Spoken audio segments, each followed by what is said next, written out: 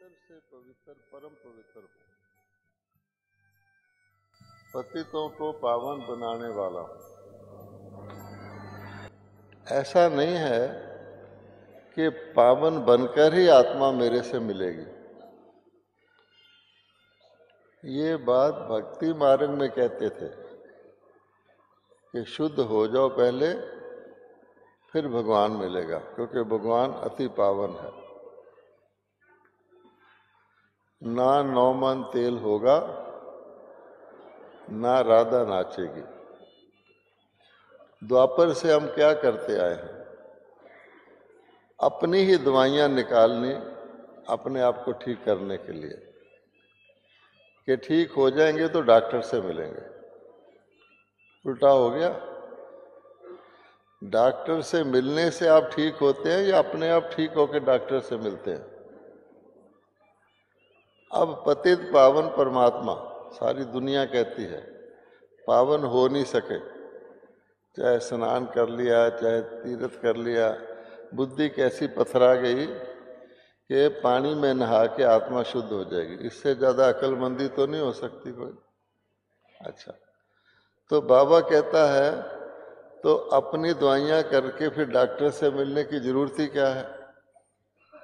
बाबा ने बताया मेरे पास पतित आत्माएं आती, मैं उनको पावन करता हूं, लेकिन उनका इरादा, उनका नियत अवश्य होना चाहिए कि मैं पावन बनने जा रहा हूं। कोई खेल तमाशा नहीं है कि चलो बाबा से मिले आते हैं, कुछ घूमे आएंगे, माउंट आबू जा आते हैं। बाबा उस वक्त भी कहा करते थे जब साकार में थे कि बच्चे आप लोग तो कई बाद में भी आए हैं, कई बार मुझे गवर्नमेंट के अफसर आ जाते हैं, उनसे मिलना पड़ता है। उस साकार है, आ जाएगा कोई जी मिनिस्टर आ गया, कोई फलाना आ गया। बाबा कहता है एक दिन ऐसा आएगा। ये भी कहते थे कुछ बिना धारणा के भी आ जाते हैं। बाबा ने बड़े सख्त नियम रखे हुए थे, वो भी आके मिल लेते हैं, समझते हैं कि बाबा को क्या पता। बाबा कहता अभी तो ऐसा ढीला नियम है, एक दिन ऐसा आएगा जब मुझे कोई टच ही नहीं कर सकेगा, कोई भी पतित आत्मा मुझे टच नहीं कर सकेगी। हम सोचते थे क्या ऐसा कैसे होगा? अब वो दिन आ गया। अब बाबा अव्यक्त हो गया, ब्रह्मा बाबा भी अव्यक्त हो गया, निराकार तो है ही अव्यक्त। अब कोई बाबा से मिलना चाहेगा, अगर उसने शरीर का स्नान भी नहीं किया हुआ या कोई नियम तोड़ा हुआ है तो मिल सकता है? भगवान दूसरे रथ में आ गया, दादी जी के रथ में आ गए, तो क्या रथ से मिलते हैं, दादी जी से मिलते हैं, दादी जी सी आंखों से दादी जी की दृष्टि लेते हैं या बाबा की लेते हैं? बाबा की लेते हैं। लेकिन बाबा कहते हैं 3 बातें थी। एक तो साकार में बाबा से मिलना। बाबा कहते बहुत साल मैं साकार में मिला, अब मिला इसलिए कि तुम बच्चों को, लक्ष्य क्या था कि आप बच्चों को भी मैं फरिश्ता बनाऊं, वहां मेरे से मिले। यहां क्या मिलेंगे? बाबा आ भी जाए तो सारे तो मिल नहीं सकते, दूर से ही मिलेंगे। तो मिलेंगे तो अव्यक्त रूप से बाप का मिलन करेंगे या लौकिक रूप से करेंगे? तो फिर बाबा कहता है यहाँ तो भीड़ भाड़ हो जाती है, आगे बैठने के लिए किसी को कहते हैं, किसी को कहते हैं मेरे को आगे की सीट दे दो। बाबा कहते हैं मेरा नियम है मांगने से मरना भला, आपको कोई दे दे तो दे दे। तो ये नियम टूट गया, आप यहाँ आके बैठ जाओ भगवान के पास, फिर भी आप दूर रह सकते हैं, और वहाँ बैठ जाओ फिर भी आप पास रह सकते हैं। ये तो प्यार की बात है। आपका बच्चा न्यूयॉर्क में रहता हो या आपका बच्चा आपके साथ रहता हो, प्यार किससे होगा? जो कमाई करने न्यूयॉर्क में बैठा उसकी ज़्यादा रहेगी ख्याल, प्रेम रहेगा। ये कोई नालायक बैठा हो, कुछ नौकरी भी नहीं करता, खा पी रहा है तो बैठा रहे, रोटी ले ले। इसलिए बाबा कहता है ये है तो रूहानी सारा। तो मैं बच्चों को ऑफर करता हूँ, बाबा कहता है कि ऊपर आ जाओ अव्यक्त में, चाहे 24 घंटे बैठे रहो, वहाँ कोई लाइन नहीं है, क्यू नहीं है, आगे नहीं है, पीछे नहीं है, अकोमोडेशन की भी प्रॉब्लम नहीं, वहाँ तो दिन रात ही नहीं होता, 24 घंटे। बाबा तो ये चाहता है क्योंकि अब हमें अलौकिक बनना है। एक मुरली में बाबा ने कहा है अगर आपको शरीर का रोग आ जाए तो भी ब्राह्मण को उदास नहीं होना चाहिए, बॉडी कॉन्शियस ब्राह्मण मायूस होगा, नहीं तो तुम्हारे को और काम से छुट्टी मिली है, बेड रेस्ट मिला है, डॉक्टर भी बेड रेस्ट देते हैं। और समझो अब बाबा ने निमंत्रण दिया है कि आओ मेरे साथ वहाँ आके खेल पाल करो, तो ये क्यों सोचते हो मेरे को रोग आ गया, ये आपे चुकतू हो जाएगा। तो बाबा तो हमें अलौकिक बना रहा है, हमारा नेक्स्ट स्टेशन ही फरिश्ता रूप है। अब कहाँ तक बाबा का यज्ञ चलेगा? आप दुनिया की खबरें सुन रहे हैं, तो उस फरिश्ते रूप को बाबा युक्ति से धारण करवा रहा है, क्योंकि पिता को बच्चे की फिक्र होती है ज़्यादा या बच्चे को अब पिता की फिक्र होती है? बताओ। बच्चे का काम है, पिता का काम है बच्चों की पालना करना, या बच्चों का काम है पिता को कहे मेरी कैसे पालना कर? ये तो मन मत हो जाएगी ना। तो भगवान की मत माननी है, उसमें कल्याण है। इसलिए बाबा कहते मैं कहा करता था एक दिन ऐसा आएगा कोई मुझे टच भी नहीं कर सकेगा। आजकल तो आप जानते वो नियम भी ढीले हो गए हैं, पहले कितने सख्त नियम होते थे। उस वक़्त बाबा साकार होता था, अब बाबा अव्यक्त है, कहते जितने मर्जी नियम ढीले कर लो, मेरे से मिलके तो दिखाओ, यहाँ भी आ जाऊं तो भी मेरे से मिलके तो दिखाओ। वो मिलन होगा ही नहीं। जंक लगे हुए लोहे को मैग्नेट खींचेगा ही नहीं। पहले आप जंक उतारोगे तो खींचेगा ना, तो ऑटोमेटिक है, यहाँ तो सारा सिस्टम ऑटोमेटिक है, ना कोई किसी को मिलता है ना मिलाता है, ऑटोमेटिक ड्रामा अनुसार बाबा की कशिश उसको फील होगा। बाबा मेरे बहुत सारे भाई बहन हैं जो कहते हैं मेरे को ये प्रॉब्लम आई थी, मुझे लगा बाबा ने आके मेरी हल कर दी। वो भी तो है, ब्रह्मा के 1000 हाथ दिखाए जाते हैं। इसलिए हमको जो बाबा कर रहा है ड्रामा में, उसमें 100% संतुष्ट रहना है, उसमें हमारा कल्याण है, उसमें मैं क्वेश्चन नहीं करना। ठीक है। अब आप सोचिए कि जहाँ तक बाबा का टीचर का रूप है मुरली सुनाने का, वो तो मुरली आप सुन ही रहे हैं। जब बाबा की मुरली हम सुनते हैं तो बाबा बोलता है कि नहीं? एक एक शब्द बाबा बोल रहा है, किसी के थ्रू बोल रहा है, हम सुन रहे हैं। तो टीचर का काम तो हो रहा है। अब रह गया बाप के रूप में मिलन का काम। तो बाप के रूप में मिलन का काम हो सकता है, पहले भी अव्यक्त मिलन ही होता था। अब केवल इतने ऊंचे बाबा को फरिश्ता बन के जो बाप दादा उसको यहाँ खींचें, हम क्यों ना वहाँ जाएं? कोई बहुत गंदा गली मोहल्ला होता है, उसमें लोग समझते हैं कि बहुत बड़ा कोई राजा आ रहा है या कोई महात्मा आ रहा है, तो कहते हैं भी क्या करें महात्मा जी, हम ही आपके पास आ जाते हैं ठीक ठाक होके। तो इसलिए बाबा कहता है इस गंदी दुनिया में, पतित दुनिया में मुझे इतना समय बुलाते रहे, अब भी बुलाएंगे क्या? एक गीत भी है कि बाबा कह रहा है बच्चे मुझे ना बुलाओ, आप मेरे पास आओ। कहो तो वो गीत आपको लगा के भी सुना सकते हैं।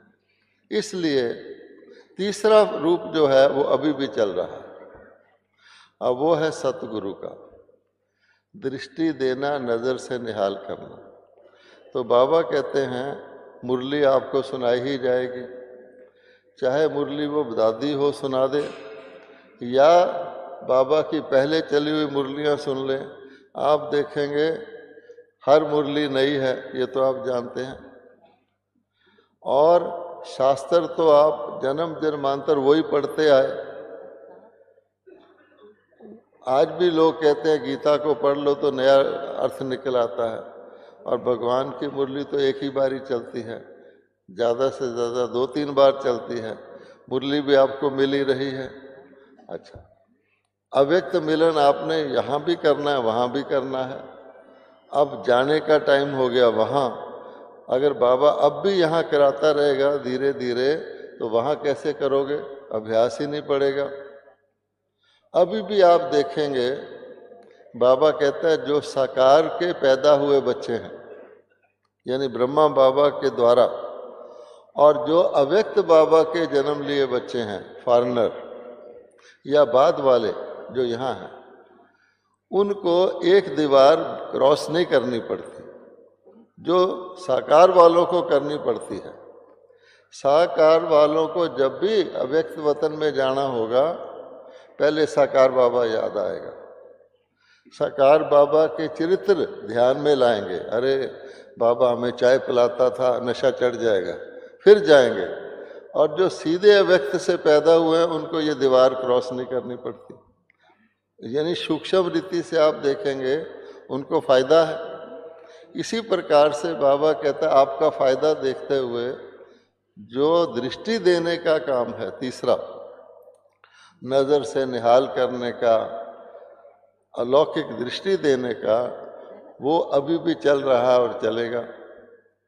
तो बाबा कहता है मैं अपने रथ की ध्यान रखते हुए उसको कितना यूज़ करना है, आप खुद भी सोच सकते हैं। जब दादी जी को यहाँ लाते हैं तो कितनी कठिनाई से, दादी जी बैठी हुई तो ठीक हैं, कितनी कठिनाई उनको होती है लाने में। अच्छा, हम अपना स्वार्थ देखेंगे या दादी जी का स्वास्थ्य देखेंगे, या इसको भी छोड़कर बाबा की ड्रामा प्लान अनुसार बाबा क्या चाहते वो देखेंगे। अब बताइए आपको क्या देखना है सबसे अच्छा? कि पिता परम पिता है, उसका यज्ञ है, उसने हमें ले ही जाना है।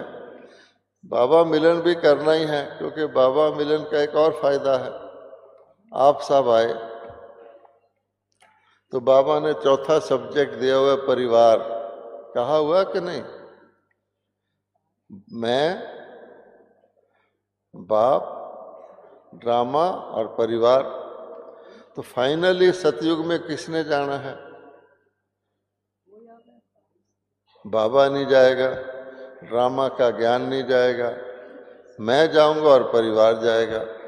इसलिए उस परिवार की, अपने परिवार की कोई शक्ल ही ना देखे, है मेरा परिवार और मुझे पता ही नहीं। तो एक दूसरे का स्नेह, संगठन की खुशी। तब बाबा कहता है कि तुम बच्चे महात्यागी हो। और उसमें बाबा ने माताओं से त्याग की तुलना करी है कि देखो माता महात्यागी का रूप है, इसलिए मैं माताओं के द्वारा ज्ञान सुनाता हूँ।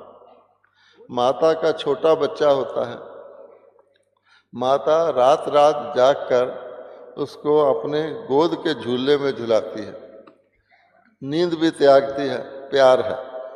तो बाबा कहता है इसी प्रकार से तुम बच्चे भी, सेवा तुम्हारा सब्जेक्ट है, क्योंकि सेवा का मेवा मिलता है, खुशी मिलती है, भविष्य बनता है, आशीर्वाद मिलता है, आयु बढ़ती है।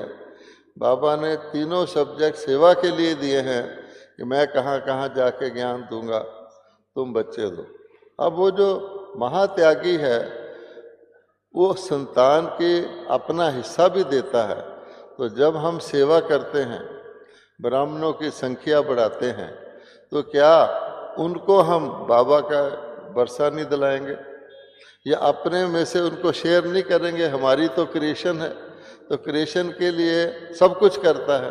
उस हिसाब से भी आप देखेंगे कि हमको उसमें खुशी होती है। किसी के परिवार में चाहे एक कमरा हो, उसके परिवार में और बच्चा पैदा होता है और आता है तो खुश होता है, कोई रिश्तेदार भी आ जाता है, इसलिए परिवार का सुख है। फिर आपने देखा होगा कि परिवार में भी जब बच्चा बड़ा हो जाता है, थोड़ा सा, बड़े बच्चे को तो बाप समान गिनते हैं, ज़्यादा बड़ा हो जाए, लेकिन थोड़ा भी बड़ा हो जाता है तो अपने से छोटे को संभालता है। आपने देखा होगा छोटे बच्चे उससे छोटे को गोदी में लेके रखते हैं कि नहीं, माता पिता और काम करते हैं। इसलिए बाबा कहता है कि यहाँ पर आपके बड़े बड़े बच्चे भी हैं, बाबा के दादियाँ हैं, जोन हेड हैं, अनुभवी आत्माएं हैं, वो भी जैसे पिता समान हो जाते हैं, वो आपकी पालना करेंगे। जो नए आए हैं उनकी अच्छी तरह पालना करेंगे। जैसे किसी का ग्रैंडफादर नहीं रहता तो फादर पालना करता है। बाबा तो कहते हैं किसी का पत्नी मर जाए तो पति भी माता का काम करके बच्चों की पालना करता है। पति मर जाए तो माता भी, क्योंकि हम चतुर्भुज हैं, इसलिए उसका भी आपको लाभ है। तो मधुबन के बगैर तो आपको वीसा भी नहीं मिल सकता। इसलिए बाबा कहता है मधुबन में भी आना है, यहाँ का सुख भी लेना है, बाकी सब चीज़ें हैं ही हैं, अलौकिक हो रहा है। तो हमें बाबा ने कहा ही है आपको अलौकिक बनना है। फिर कई बच्चों का ये सवाल पैदा हो जाता है कि जब बाप थोड़े बच्चे थे तो बाबा वरदान दे देते थे, अब हम इतने हैं, 20-25 हज़ार हैं, हमको वरदान नहीं मिलता। तो बाबा कहता है हर मुरली में देख लो, इतने वरदान, इतनी डिग्रियां किसी को सारे कल्प में नहीं मिली होंगी। किसी महात्मा को वरदानों की आप किताब बना सकते हैं इतनी मोटी। तो आपको रोज नया वरदान मिलता है क्या नहीं मिलता है? अच्छा, इतनी बड़ी मुरली में से रोज धारणा के लिए एक स्लोगन भी मिलता है कि ज़्यादा मुरली नहीं तो अलफ तो ठीक है, रोज एक स्लोगन आप पढ़ेंगे, उसको सारा दिन ध्यान रखेंगे, आपकी धारणा बढ़ेगी। वरदान चाहिए, नशा चाहिए तो वो मिलेगा, वरना बाबा कहते हैं कि मुझे पता है मेरे बच्चों की वृद्धि होनी है, वो तो ऑलमाइटी है। तो बाबा कहते हैं मैं हूँ वरदाता और भाग्य विधाता हूँ। किसके लिए हूँ?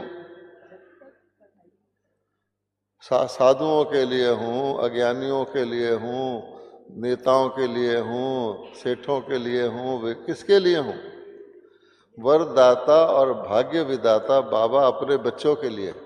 ठीक है, अब आप सोचो कोई राजा का बच्चा भी होगा, उसको नशा रहेगा मैं राजा का बच्चा हूँ, चाहे वो सड़क पे जा रहा होगा ये थोड़ी भूल जाएगा मैं राजा का बच्चा हूँ, या स्नान कर रहा होगा ये थोड़ी भूल जाएगा मैं राजा का बच्चा हूँ। इसलिए बाबा कहता है हम हैं वरदाता और भाग्य विधाता के बच्चे।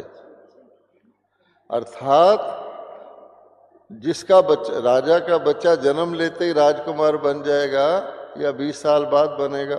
जन्म लेते ही बन जाएगा। इसलिए बाबा कहते हैं वास्तव में मैं आपको सारे वरदान जन्म लेते ही दे देता हूं। अब आप देख लो, आपकी मर्जी है, उनको यूज करो ना करो। बाबा को पता है बच्चे भूल जाते हैं तो रोज भी एक दे देता है, लेकिन सारे वरदान जन्म लेते ही वरदाता के बच्चों को प्राप्त हैं।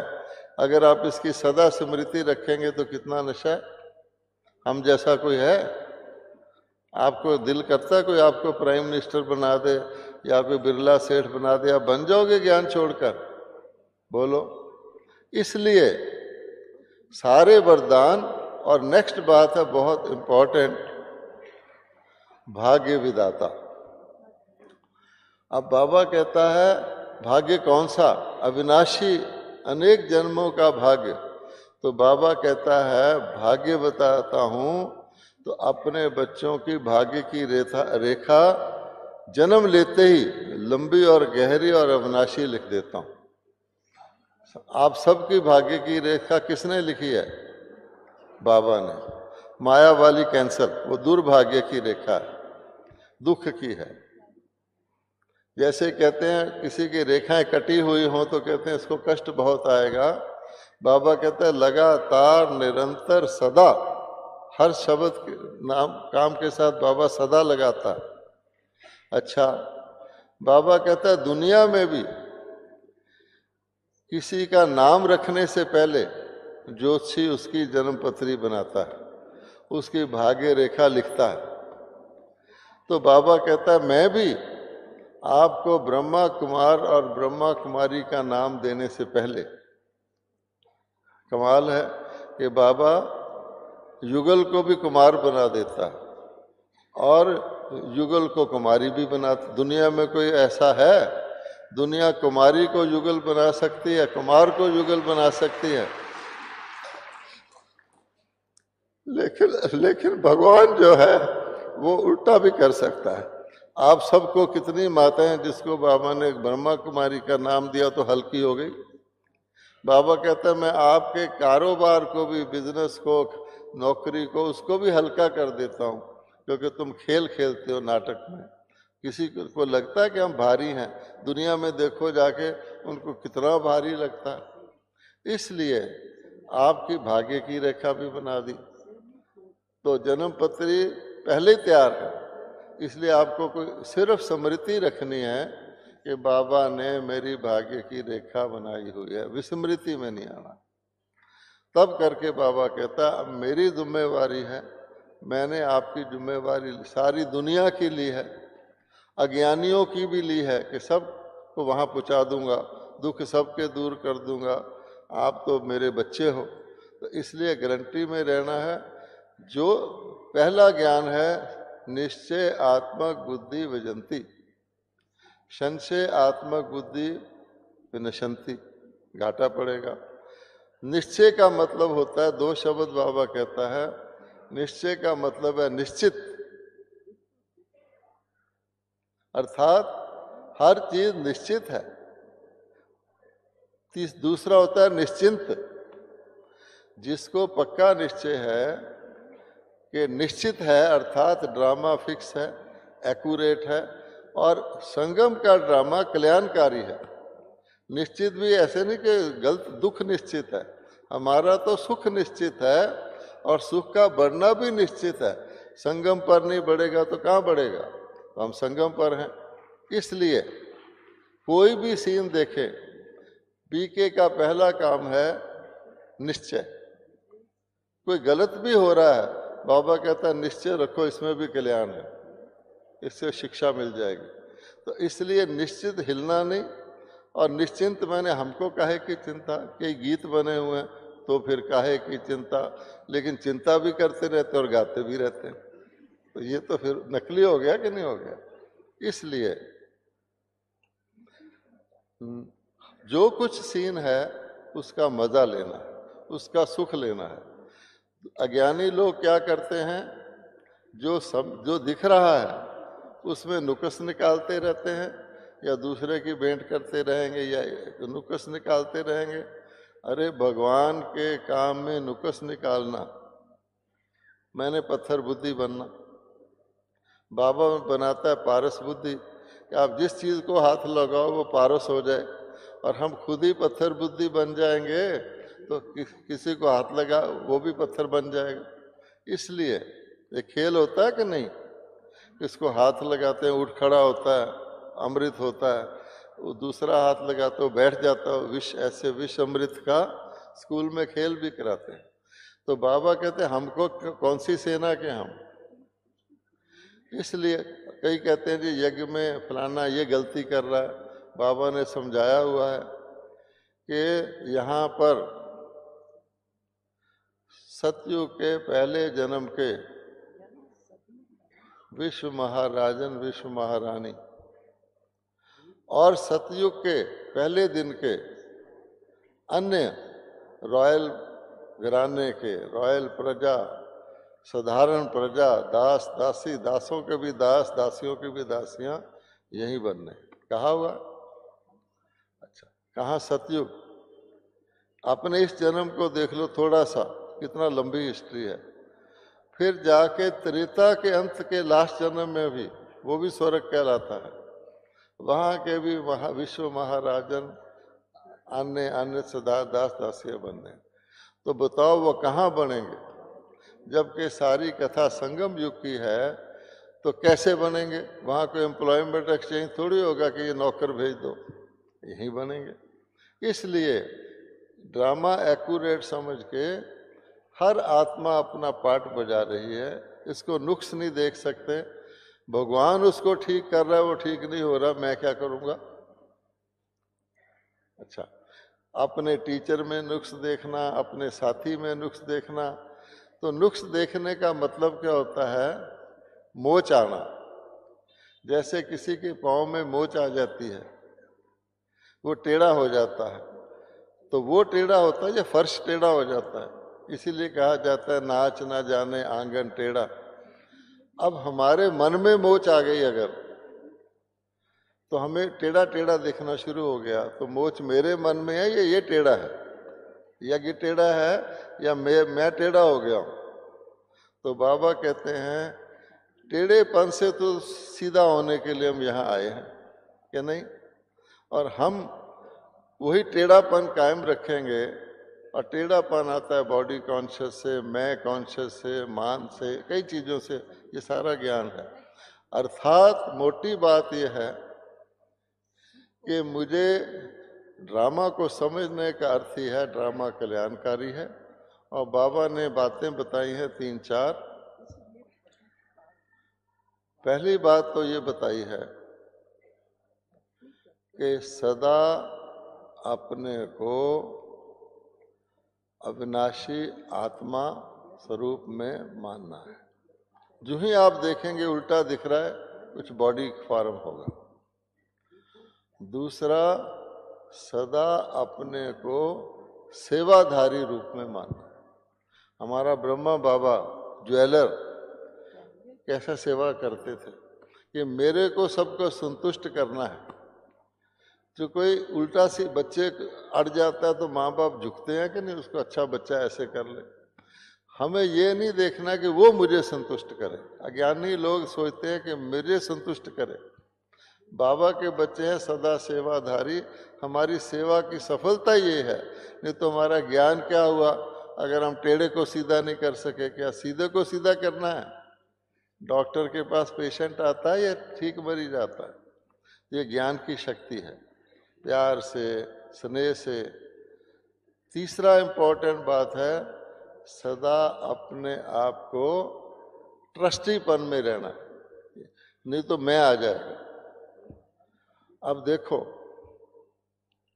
ब्रह्मा बाबा और जो आदिकाल के बाबा के बच्चे हैं, शिव बाबा सर्वशक्तिवान है, लेकिन वो अपनी सर्वशक्ति गुप्त दिखाता है और उसको दिखाता है जिसको तीसरी आंख देता है। आदिकाल में जितनी बहनें आई वो पढ़ी लिखी थी क्या? पीएचडी थी, डबल पीएचडी थी, क्या थी? साधारण। आज बाबा के कई बच्चे वो पीएचडी कर रहे हैं, 3 पीएचडी कर रहे हैं। जितना कर रहे हैं उतना ईगो बढ़ता जाएगा, मन मत बढ़ती जाएगी। अच्छा, वो धनवान थे? नहीं। तो साधारण। और सेंटर कौन से थे वहां? किसी कमरे में, किसी झोपड़ी में, 3 पैर पृथ्वी नहीं मिलती थी। अब उनको तो ईगो आ ही नहीं सकता कि भाई बाबा है और हम हैं, बाबा हमसे चला रहा है। बाद में जितना मान लो छोटे सेंटर बन गए, मेरा सेंटर, तो आपको ईगो आने का खतरा हो जाए कि नहीं? मेरा, अब उसको कवर करना पड़ेगा। मैं ट्रस्टी हूँ भाई, ये बाबा का सेंटर है। सारा दिन यही चिंता लगी रहेगी, बाबा का या मेरा है, बीच में मैं घुस जाएगा। अच्छा, उसमें थोड़े थोड़े पैसे वाले आ गए, पढ़े लिखे आ गए। अब उनको मैं पढ़ा लिखा हूँ, ये भी ईगो है। मेरा धन है, ये भी ईगो है। अब बाबा कहता है कुछ भी है। और आज तो बड़े बड़े रिट्रीट सेंटर बन गए हैं, बड़े बड़े डायमंड हॉल बन गए हैं। अब कोई डायमंड हॉल का इंचार्ज कहे कि मेरा डायमंड हॉल है, कहीं नम्रता के उठ वहाँ बैठ, तो सारा यज्ञ की भाषा सत्यानाश हो गया, कहाँ ज्ञान गया। इसलिए बाबा कहता है ट्रस्टीशिप हमें अपने जीवन में नेचुरल धारण करना है। एक होता है मेहनत करके, मेहनत करके आप कुछ भी धारणा करेंगे, अगर वो अंदर का नेचुरल नहीं है तो मौके पे काम नहीं करेगी। अर्थात हट से कोई काम किया जाता है वो वक्त पे धोखा दे जाता है। इसलिए ट्रस्टीपन का हमने सदा ही अपने अंदर रखना। और फिर आत्म स्वरूप में रह करके हमें आत्म भाव में रह करके हमें दूसरों के लिए शुभ कल्याण का भाव रखना है। हमारा स्लोगन है शुभ भावना शुभ कामना रखो, लेकिन आत्म भाव में रहकर वो भी आत्मा है। वरना कई कह देते हैं इसके लिए तो मेरे अंदर शुभ कामना उठती नहीं, या कह देते हैं कब तक मैं इसके लिए शुभ कामना रखूं। तो कमजोरी अपनी है या उसकी? इसलिए बाबा कहते हैं आत्म भाव का अभ्यास करें। ये भी आत्मा, मैं भी आत्मा। आत्मा बाबा के बच्चे, ये बाबा का बच्चा है। मैं इसके लिए अशुभ भावना नहीं उठा कहूँ इसको बाबा ने क्यों रख लिया, तो इसका मतलब हमने बाबा पे संशय कर दिया कि नहीं कर दिया। इसको बाबा ने टीचर क्यों बना दिया, इसको बाबा ने ये, तो संशय हो गया। तो ट्रस्टी बन के मेरे पास जो है उसका भी मैं रिस्पॉन्सिबल हूँ। ट्रस्टी का फिर मतलब आ जाता है पराई चीज को यूज करना। जैसे बाबा कहते हैं पराये तन को मुझे ध्यान करके यूज करना है। आपकी कोई भी चीज अपनी नहीं है, और ये एक नियम है। गलती से कोई मान लेता है ये चीज मेरी है, मोह में अटैचमेंट में रहता है, आज प्राण निकल जाए तो किसकी है। हम केवल चीजों को यूज कर सकते हैं। मैं इस शरीर को यूज कर सकता हूँ, ये नहीं कह सकता मेरा है, कब प्राण निकल जाए। अच्छा मेरी कार भी है तो मैं कहूँ मेरी कार है, धोखा है ना। जितना यूज कर लूँ प्राण निकल जाए तो कार खड़ी है। इसलिए बाबा कहता है ये ध्यान रखना है, हम हैं ही ट्रस्टी लेकिन दुनिया वाले भूले हुए। तो शुभ भावना, कल्याण की भावना, और लास्ट बात है अगर हम वो कर लें तो बहुत ही अच्छा है कि हमें दूसरे की उन्नति का भाव रखना है, दूसरे से कंपटीशन नहीं करना है। बाबा कहता है आगे करोगे तो तुम आगे हो। भाइयों को बाबा कहता है बहनों को आगे रखोगे तो तुम आगे हो। कभी भी आगे बढ़ने की कोशिश नहीं करनी है, आगे करने की कोशिश करनी, यही आप आगे हैं। ये भी आप समझ लीजिए। इसलिए सार ये है कि बाबा मिलन की विधि नेचुरली बदलती जाएगी। अब बाबा ने कहा जब यज्ञ पूरा हो जाएगा तो वो पूरी भी हो जाएगी नेचुरली। जैसे हर चीज नेचुरली होती है, पहले रिहर्सल होता बाबा कहता है फिर रियल हो जाता है। अब लड़ाई के देखिए इतने बड़े बड़े बॉम्ब भयानक बनाए हुए हैं, खुद भी डरते हैं कि कहीं चल गया तो क्या होगा। पहले डरते थे, कहते थे दूसरे को डराने के लिए रखें, यूज नहीं करेंगे। कौन यूज करेगा इसको, दुनिया तबाह हो जाएगी। पर बाबा ने हमें पहले कह दिया था बच्चे ये कोई लड्डू नहीं है, ये यूज करने की आवश्यकता है, और इसके यूज के बगैर दुनिया का दुख खत्म हो ही नहीं सकता। इसमें कल्याण है, और सतयुग स्थापित नहीं हो सकता इसके बगैर, क्योंकि अज्ञानी लोग देवताओं के साथ रह नहीं सकते। बाबा हमारे कल्याण के लिए उनको ऊपर भेज देता है कि वहां पड़े रहो जब तक देवता राज कर रहे, खबरदार कोई नीचे आया, चाहे वो वैज्ञानिक हो चाहे वो कुछ हो। हमारी देखो कितना हमारा ध्यान रखता है, और उनका भी कल्याण हो जाता है, लड़ाई झगड़ा नहीं कर। इसलिए अब देखो कि उसके बात करनी शुरू कर दिए, रोज मैं मारूंगा मैं करूंगा, तो क्या अर्थ है, इससे पता लगता है वो टाइम समीप आ रहा है। तो जब हम छोटे बच्चे होते हैं, छोटा बच्चा बड़े की तरह एक्ट करे अच्छा नहीं लगता, और बड़ा बच्चा छोटे की तरह एक्ट करे तो अच्छा नहीं लगता। बाबा कहे तुम छोटे बच्चे हो क्या। अब हमें फरिश्ता बनना है, अपना ही हित है, और बाबा फरिश्ता बनने में मदद कर रहा है। आप घर में कोशिश करोगे फरिश्ता बनने की, आपको मौका चाहिए व्यक्त बनने का। बाबा रोज कहता है फरिश्ते का अभ्यास करो, वो लौकिक में ही बैठे कहते हैं मैं फरिश्ता हूं। यहाँ आपको बाबा मिलन में पक्का फरिश्ते बनने का इतना बढ़िया अभ्यास हो सकता है, आपको अनुभूति होगी। तो इसलिए बाबा कहते हैं हर लौकिक को अलौकिक समझो सदा। तो अलौकिक समझेंगे तो आपको बाबा मिलन की अद्भुत अनुभूति भी होगी, स्नेह भी प्राप्त होगा, और खुद को भी अलौकिक स्थिति का अनुभव होगा, जो आगे जाके आप रोज बाबा मिलन कर सकते हैं।